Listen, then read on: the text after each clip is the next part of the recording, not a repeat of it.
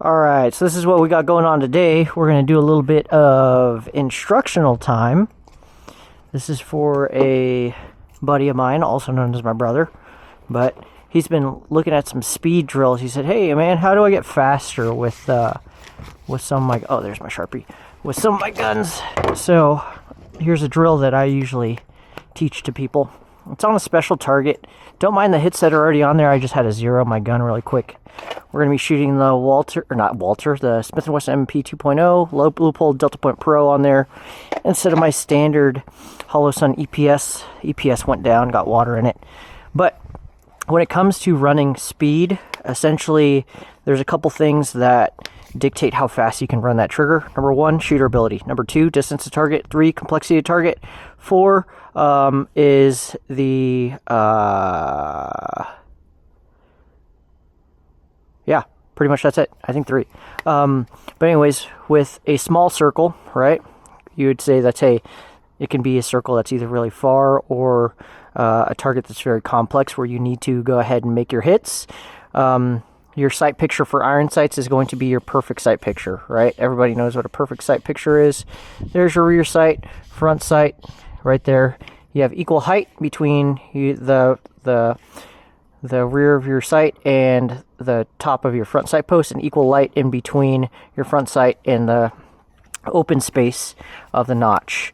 When it comes to dot shooters, we'll do a housing right there. It's a perfect dot centered inside of your window. When it comes to the trigger press type that you're going to be doing, it's a very slow and deliberate press, like a controlled press, super controlled. So this kind of target goes to, here, we'll do a little asterisk, right? Would go to like a small target, and based on shooter ability, it might be somewhere here, right? Where you, depending on your fundamentals. Let's say, but for me, if you increase the size of target or your distance to target, you might be able to get away with something a little bit different. So we'll do our rear sight blade right there, or rear sight and our front sight. You see how it's not equal height? This is a bad drawing, by the way, because I'm using a super huge Sharpie. You know, our hits are going to hit right. We don't have equal height, equal light. Our front sight is slightly high, so our hits would be somewhere here. But that might be something that we can get away with, right? Something that we can get away with. That's our acceptable sight picture. For dot shooters, essentially it's going to be a dot anywhere in the housing. So it might be low or right or high, whatever it may be, but based on new sights or new optics the way they are, they're parallax free, so wherever your dot is on target, you're going to be fine. But what about this one? All right, what about this? Our big circle. That's kind of like our emergency press, where it's a flash of color or a flash of that front sight post inside of our rear notch, or we're using the back plate to go ahead and index. Think about a target that is about 3 yards away or less, 3 to 5 yards away, where we can't really miss. Essentially what my rear sight looks like is something like this, something like that. And then when it comes to dot shooters, it's a flash of color. The flash of color tells you, hey, you can go ahead and press. Of course, we need to have a sight verification or sight picture every single time, right? In order to go ahead and get that green light to go ahead and press. But it just depends on what kind of sight picture and sight alignment that you're looking for, right? Based on the circumstances. So let's go ahead and demo this drill.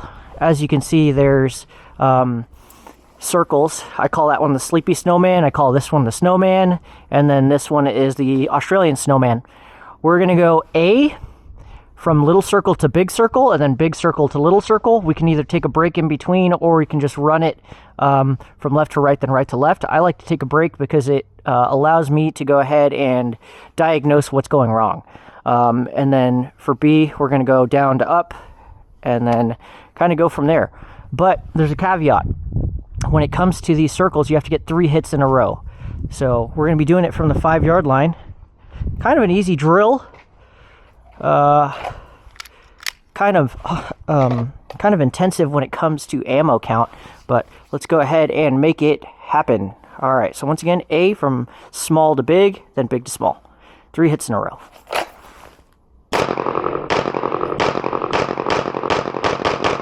Oh, so missed that one high, one right. So when it comes to this drill, you have to get 3 consecutive hits in a row.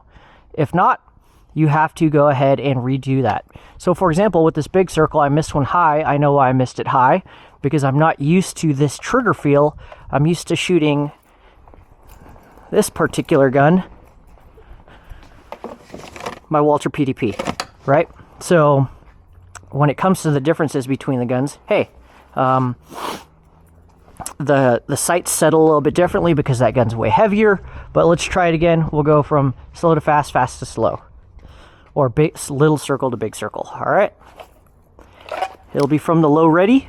Actually, we'll do it from the holster. How about that? I don't have my shot timer, but threat. Oh, mic'd it. Oh, micing them. Still missing them high. So another thing is I don't have a light on here. I should have my light. So we're going to mark any that are out. And we're going to try to keep ourselves honest, right? So, but the entire point of the drill is to practice having your sights be the verification of you pulling that trigger, and also marrying in your head the sight picture with that type of trigger press that we're looking for. Let me make sure I have enough rounds. Nope, not enough rounds.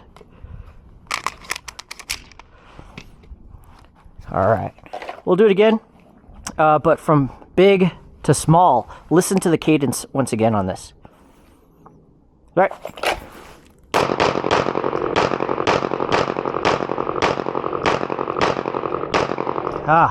Miking them high on this.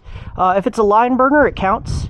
This one manipulates the line barely with a little crack, but the entire point of this drill is not to drill out the center.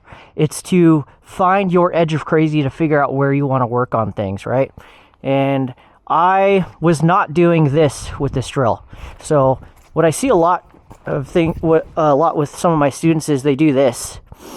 It's a training scar. They'll punch up, press, and they drop the gun to see if they hit or not. Drop the gun to see if they hit. Drop the gun to see if they hit. That's not the point of this drill. The point of this drill is to be able to do the things that I talked about, and also register where the hits are going, based on the fundamentals of grip, stance, sight picture, sight alignment, right? It's predictive shooting. So I'll know when I shoot something high as I broke that trigger, because I'll say, oh, my dot wasn't in the right spot, or that press felt stupid.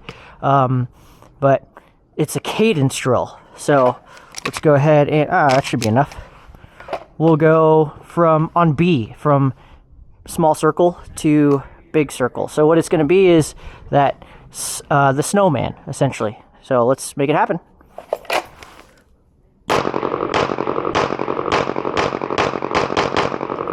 Oh, mic'd it. So I saw that one happen, but I wasn't thinking. So let's try it one more time. We'll go from big to small. Big to small. All right. So threat.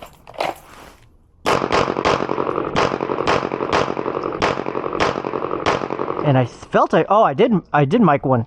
So I mic'd one on the middle. So I technically would have owed 3. This is easier with a coach. So if you have somebody verifying your hits, but I knew it felt weird because my grip was all stupid. So we're going to go from B, top to bottom.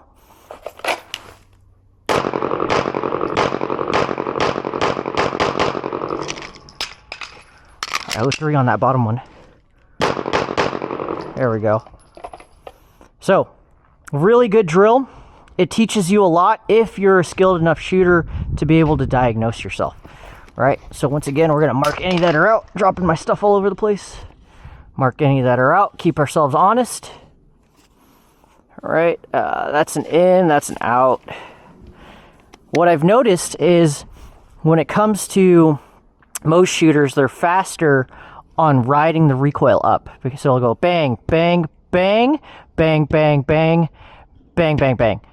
Because as that gun is recoiling, you're acquiring the next circle within that reset or that drop of that gun.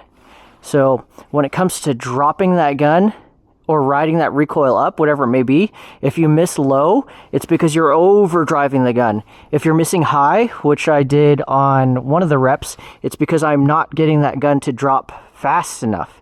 And I'm saying, oh, yeah, I'm not giving the due regard to my sights as they fall into that middle section. So I really need to go ahead and make sure that gun settles, press, press, press.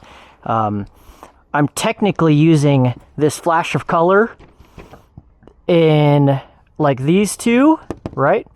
Big and the middle. But sometimes I find myself cheating, and then on this one and on that first one I go flash of color is my press, which I shouldn't be doing. So let's go ahead and jam some mags and we'll do it again. But yeah, a lot of fun. This drill can really torture you. And of course, like, you might not have like a special, you might not have this special target, but you can use post-it notes as your medium circle. You can use half of a post-it note for A. You can use 4 post-it notes for the big circle. Or you can just trace circles on there with the Sharpie. That does the same thing. But really the point of the drill is to find targets that can test you in terms of your sight picture, your acceptable sight picture, your eroded sight picture, and then stuff like that. So usually what I'll do on this drill is I'll do probably each direction. I'll probably do each direction, and then I'll work into essentially an ascending bill drill. So we'll probably get into that in the next video or the next series, just because, hey, I forgot my shot timer, so it's kind of hard to do a bill drill, which is time-based without having time recorded. So I'll let you watch how I do this drill without talking, and that way it's just the good old... Oh, why am I jamming mags? I have mags right here. Silly. Alright. That ought to do. Let's do it again. Make sure... Yeah, that's good enough. So we'll work C. Right.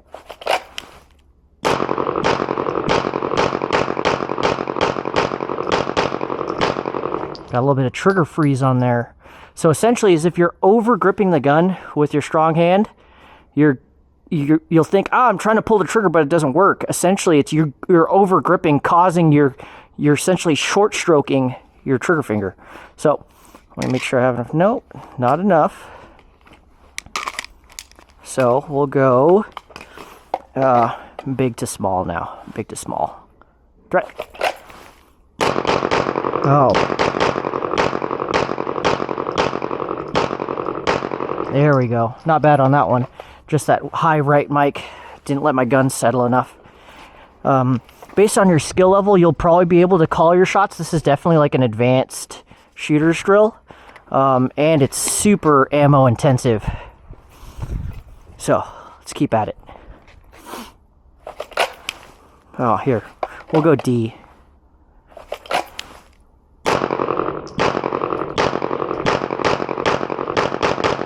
There we go. And now D. Oh, I mic'd one on the small one. Okay, we'll go D, big to small.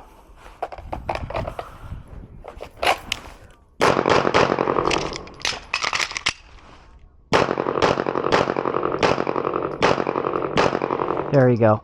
So, if you find yourself missing a lot, that's your hint to slow down. Like if you're a solo shooter. You have to still get good hits. By good hits, it's anything in the circle. Okay, anything in the circle.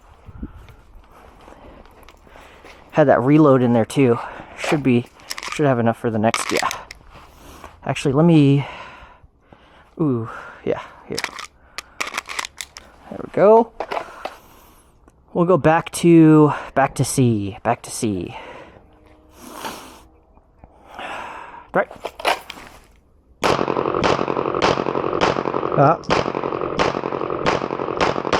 Oh, man. Missing them high. So, you know what? Let me try something. Let me pause this thing. let me post up a new target. We're not gonna pause. We're just gonna talk about it. So, my gun feels weird. For a number of reasons. Oh, empty. So for a number of reasons, these are brand new grips to me. So I've never tried these grips, the Handle It grips, brand new. So it's kind of strange, but also not having a light on here is weird to me. So let me spin this thing off. Put that back in there. Put this in here. Ooh, this gun's getting hot.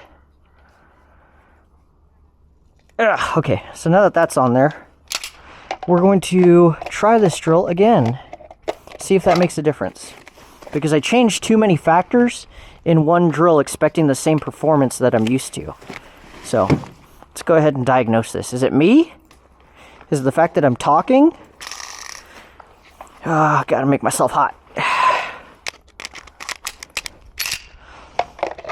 Alright, let's go back to A. Right.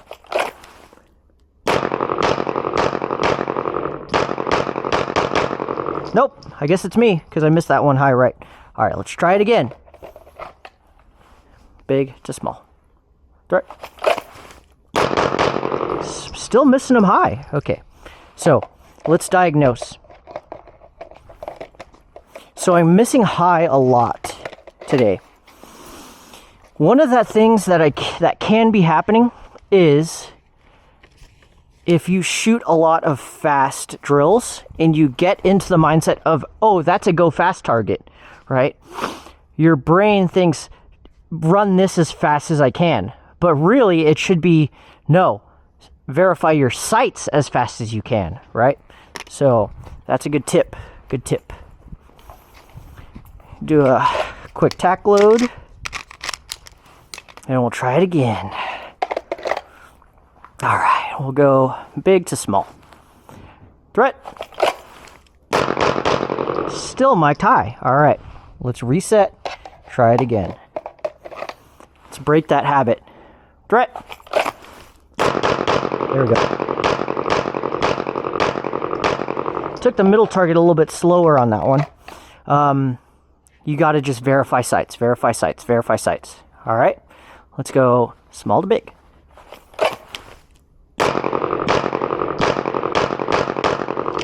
Gosh, dude, those reloads, man. There we go, now we're in it. So, one thing I have noticed with these Handle It grips, you see that? These are brand new, already slipping.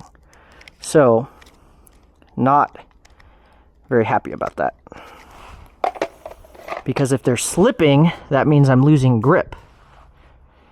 So, alright. Let's run it one more time, and then that'll be this training session. Alright, there's going to be... Oh, I have one mag. Let me bump my mags. No, I don't. Okay, so I have two partial mags. So what that means is you're going to get to see two reloads. Alright, we'll go D since it's the cleanest, big to small.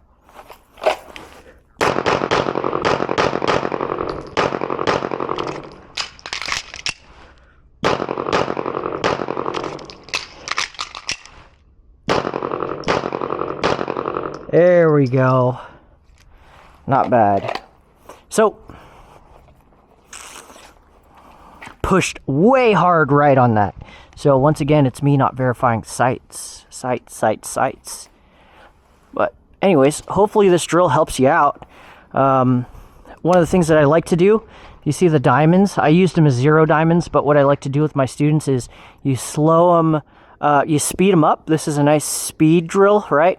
But then you say, hey, you need to slow down. Go ahead and get hits in that diamond. So let's get some diamond hits. Nice and easy. Oh, last round. So, it's a good verification that your students still know their fundamentals. But other than that, thank you so much for watching. I hope you enjoyed this video, and hopefully it makes you a better shooter. And of course, this target, you don't need this specific target either. You can just use essentially like this. These are just 3x5 cards.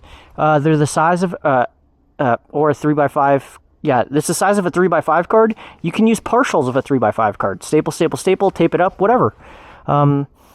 It's just the idea of working sight picture, all of these concepts, perfect sight picture, control press, you know, that deliberate press where you're pressing through the textures, and that emergency press, right? Other than that, hope you guys enjoyed it.